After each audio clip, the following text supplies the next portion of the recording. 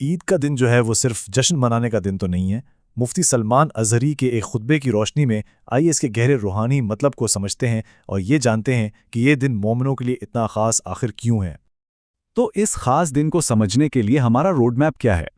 ہم دیکھیں گے کہ یہ مومنوں کے لیے ایک تحفہ کیسے ہے، پھر بات کریں گے کہ اسے انعامات کا دن کیوں کہا جاتا ہے، اس کے بعد نماز اور صدقے پر آئیں گے، عید کی حقیقی روح کو سمجھیں گے اور آخر میں دنیا کے لیے دعا پر بات ختم کریں گے۔ تو سب سے پہلے چلیں یہ دیکھتے ہیں کہ عید کی یہ جو روایت ہے اس کی شروعات ہوئی کیسے؟ یعنی یہاں سمجھنے والی بات یہ ہے کہ عید کسی پرانی روایت کا تسلسل نہیں ہے، بلکہ یہ مومنوں کے لیے اللہ کی طرف سے دیا گیا ایک بالکل نیا اور خاص تحفہ تھا۔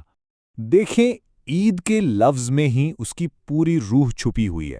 اس کا مطلب ہے لوٹ کر آنا، یعنی خوشی کا وہ دن جو ہر سال لوٹ کر آتا ہے۔ تو یہ تو ہو گیا کہ عید ایک تحفہ ہے، لیکن بات صرف یہیں ختم نہیں ہوتی۔ یہ کسی بھی عام تہوار سے بہت بڑھ کر ہے۔ چلیں دیکھتے ہیں کہ اس کی روحانی بنیاد کیا ہے۔ عید کو ایک اور نام سے بھی جانا جاتا ہے اور یہ نام اس کا اصل مقصد بالکل صاف کر دیتا ہے، یوم الجوائز، یعنی انعامات کا دن۔ سوچے ذرا، یہ دن ایک مہینے کی سخت روحانی محنت کا صلہ ہے۔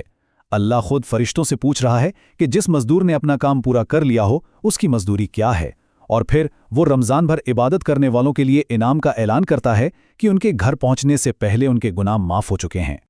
اچھا، تو اتنی گہری روحانی اہمیت کے ساتھ اس دن کو منایا کیسے جاتا ہے؟ اس کے اعمال کیا ہیں؟ یہ وہ چھوٹے چھوٹے اعمال ہیں جو اس دن کو خاص بناتے ہیں۔ کچھ چیزیں تو گھر سے نکلنے سے پہلے ہی شروع ہو جاتی ہیں، جیسے کچھ میٹھا کھانا یا نماز سے پہلے فطرہ ادا کرنا۔ اور جہاں تک عید کی نماز کی بات ہے نا، اس کی ایک بہت ہی منفرد حیثیت ہے۔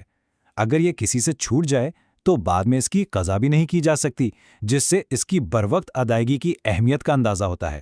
اس کا طریقہ عام نمازوں سے تھوڑا مختلف ہے، آئیے اس پر ایک نظر ڈالتے ہیں۔ نیت سے لے کر تکبیروں تک ہر قدم منفرد ہے، اور خاص طور پر خطبہ نماز کے بعد ہوتا ہے، جمعہ کی طرح پہلے نہیں۔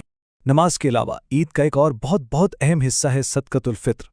یہ صرف ایک خیرات نہیں ہے، اس کا ایک گہرا روحانی مقصد بھی ہے۔ یہ روزوں کی کوتاہیوں کو پاک کرتا ہے اور ضرورت مندوں کی مدد کرتا ہے۔ تو یہ تو ہو گئے ظاہری اعمال، لیکن خطبے میں سب سے زیادہ زور جس چیز پر دیا گیا ہے وہ ہے اس جشن کی اصل روح اور ہماری اندرونی کیفیت۔ تو یہاں ایک بہت بنیادی سوال سامنے آتا ہے، آخر ایک اسلامی جشن اور کسی بھی دوسرے دنیاوی جشن میں فرق کیا ہے؟ ایک مومن کو عید کیسے منانی چاہیے؟ یہاں اس فرق کو بہت اچھے سے واضح کیا گیا ہے۔ ایک طرف وہ جشن ہے جو رمضان میں کمائی گئی نیکیوں کی حفاظت کرتا ہے، اور دوسری طرف وہ ہے جو ان ساری محنت پر پانی پھیر دیتا ہے۔ اور ایک بہت ہی طاقتور تشبیہ سے ہمیں خبردار کیا گیا ہے کہ حسد نیکیوں کو ایسے کھا جاتا ہے جیسے آگ لکڑی کو۔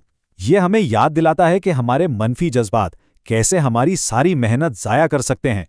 اور آخر میں اس دن کی جو توجہ ہے وہ صرف ایک فرد سے نکل کر پوری دنیا، پوری امت تک پھیل جاتی ہے۔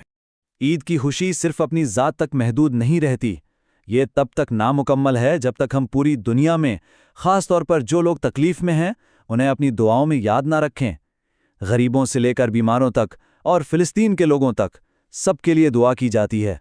تو آخر میں عید ہمیں یہ سکھاتی ہے کہ اپنے ذاتی خوشی اور شکر کو کیسے پوری انسانیت کے لیے ایک اجتماعی دعا میں بدلا جائے۔ یہ صرف ایک تہوار نہیں، بلکہ سب کے لیے امن، شفا اور رحمت کی ایک مشترکہ امید ہے۔